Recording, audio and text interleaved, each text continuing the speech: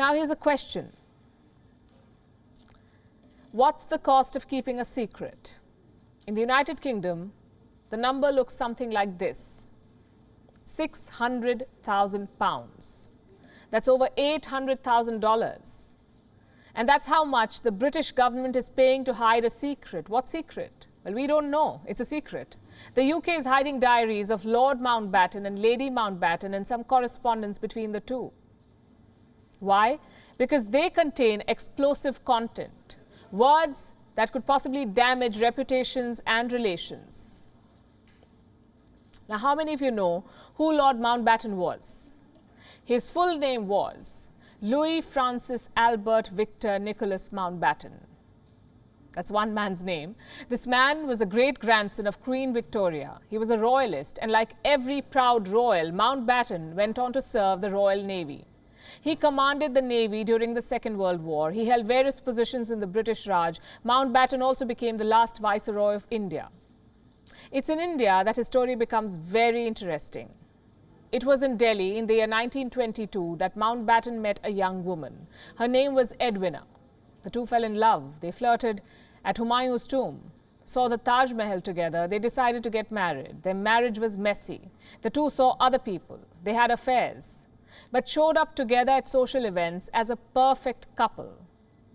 The Mountbattens' complex marriage was no secret, by the way. So what is it that the British government is trying to hide? One of Lady Mountbatten's many close friends was Jawaharlal Nehru, a man who would go on to become the first Prime Minister of India. In one of her letters to Nehru, this is what Edwina writes, and I'm quoting from the letter. "I hated seeing you drive away this morning. You left me with a strange sense of peace. Perhaps I have brought you the same." "Life is a dreary business," replied Nehru. The Mountbatten papers are a treasure trove. There's history and a lot of scandal. So a few years back, when one author, Andrew Lowney, asked for unrestricted access to these papers, he got a big, bold no. But Lowney was not going to take no for an answer. He cited Britain's Freedom of Information law, and he forced the government to release the Mountbatten papers, at least 99.8% of them. What about the remaining 0.2%, 0.2%? That the government will not disclose. What's in them? Documents from the years 1947 and 48. This includes diaries of Lord and Lady Mountbatten and some correspondence between the two. You see, this couple had a habit of putting unfiltered thoughts to paper. Both maintained diaries, both poured their hearts out in letters. Here's what Lord Mountbatten writes to his wife in 1942. Edwina Darlingist, that's what he called her. "I feel terrible having had to desert you twice during the most trying week of your life. I'm afraid, as I once told you before, you shouldn't have married a sailor. I'm not particularly fond of saying nice things, and I can't hope to compete with most of your other admirers. But this time I felt that I must say that I thought you were really grand and very sweet and lovable." Even on the busiest of days, Mountbatten made it a point to at least jot down pointers in his diary. On the 15th of July, 1942, for example, Mountbatten documents lunch with Charles. 2nd July 1942, lunch with Charles. Meeting with Prime Minister and Cabinet. What the British government is hiding are documents from around the time of Indian independence. That's the 0.2% that they do not want to share. Mountbatten had overseen India's partition. His diaries could reveal details that Britain is not comfortable sharing. They may have Mountbatten's view of Nehru, Muhammad Ali Jinnah, Mahatma Gandhi, or Cyril Radcliffe. That's the man who drew the boundary between India and Pakistan, Radcliffe. Say Mountbatten's diary says, lunch with Radcliffe.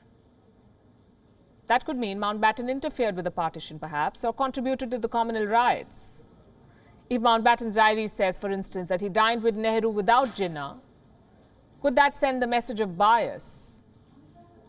So the United Kingdom is choosing to bury these papers. It is paying £600,000 in a court battle with the author, just so that some skeletons remain in the British closet.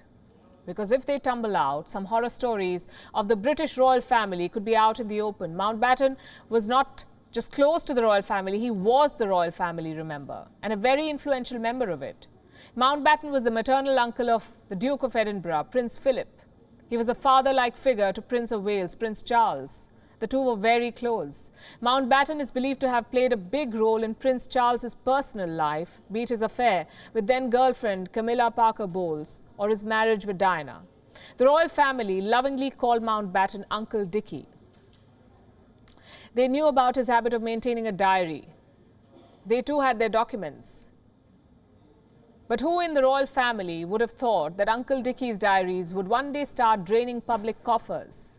So far, the UK has spent over $800,000 trying to protect them, trying to hide Mountbatten's thoughts from the world. Some reports say the British government is concerned that if revealed, the papers could jeopardize India-UK ties.